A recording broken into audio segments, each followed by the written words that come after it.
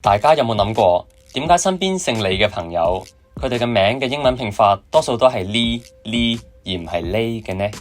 茶餐廳嘅乜乜記乜乜記，嗰個記字點解通常都係拼作 Key 而唔係 K 嘅呢？其實呢個牽涉到廣東話一個重要嘅語音變化。我哋靈知今日嘅玄學知識係廣東話嘅復原音化。睇下呢幅1866年嘅香港地圖，我哋會發現油麻地個地、鯉魚門個鯉同埋筲箕灣個箕呢啲而家韻母拼作 A 嘅字，喺當時係拼作 E 嘅。呢幾個字喺呢本1856年嘅字典入邊都係拼作韻母 E 嘅。可以見到早期廣東話得 E 音而冇 A 音。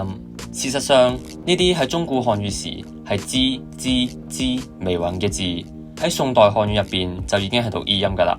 喺現代官話、客家話、閩南話等等呢啲字都通常讀 E 而唔係 A， 只係喺廣東話入邊呢啲單元音 E 嘅字就破裂咗做複元音 A。